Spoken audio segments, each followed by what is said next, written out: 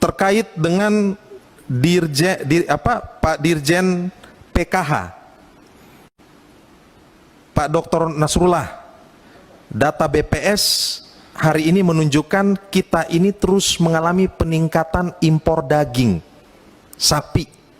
5 tahun terakhir angkanya juga seperti itu.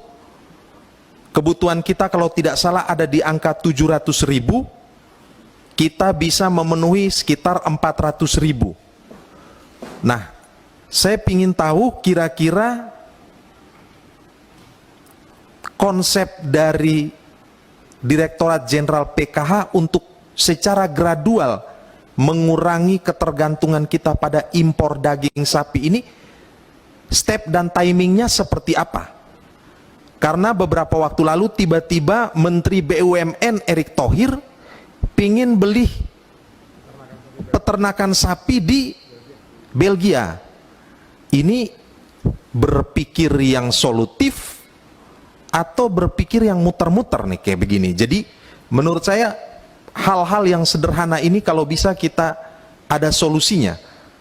Terakhir, saya dan Pak Johan ini dari NTB dan NTT, ya Pak Johan tadi bilang, ada tidak ya kira-kira ternak-ternak kita udah mati, terus pertanian kita udah rusak karena banjir kemarin tuh, kira-kira ada apa Pak Johan? Ada asuransi atau tidak untuk para petani kita dan peternak kita? Sekian, terima kasih. Kami ingin menjelaskan sedikit soal sapi karena dari seluruh pertanyaan ini beruntun dan terkait satu dengan yang lain.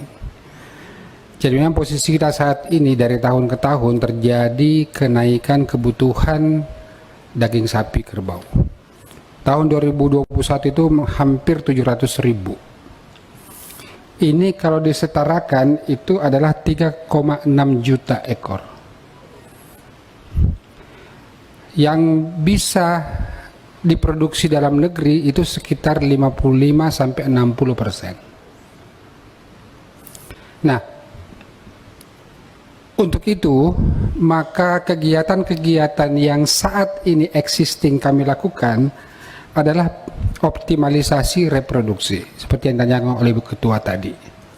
Optimalisasi reproduksi ini adalah upaya mengakselerasi agar sapi-sapi betina yang lagi produktif tidak tertunda kebuntingannya akibat menunggu pejantan, sehingga kita melakukan dengan inseminasi buatan. Yang kedua adalah memberikan bibit benih-benih unggul yang diharapkan oleh masyarakat. Ada yang macam-macam lah, ada simental limosin ambil. Nah, di dalam komposisi dari program tersebut termasuk diantaranya yang disoroti oleh Pak Ketua tadi adalah pemotongan betina produktif. Izin Pak Ketua, sebenarnya sudah kita melakukan kerjasama dengan Baharkam sehingga terjadi penurunan kurang lebih 50%. Akan tetapi para polisi ini hanya bisa jaganya di RPH. Di pemotongan-pemotongan lain tidak bisa mampu dijaga oleh kepolisian. Karena situasi di lapangan, harga sapi betina itu jauh lebih murah daripada harga sapi jantan. Sehingga para pedagang belantik-belantik itu sengaja memang mencari yang betina. Nah, memang beberapa tahun lalu ada program untuk penanggulangan seperti itu, tapi sepertinya sangat tidak efektif yang terjadi. Pada saat sapi betina berada di peternak, maka kata kuncinya adalah uang. Karena dia butuh hari itu, saya butuh uang dan saya hanya punya sapi betina, dijual lah. Tetapi pada saat sapi itu sudah tiba di RPH, bukan uang yang penggantinya, tapi dia minta sapi pengganti.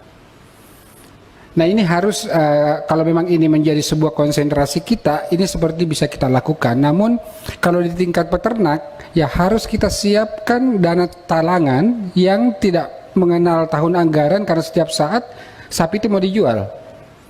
Itu bisa dilakukan. Kalau di RPH berarti kita harus siapkan sapi pengganti karena mereka membutuhkan daging, bukan membutuhkan uang pada saat itu penjagal yang ada di RPH.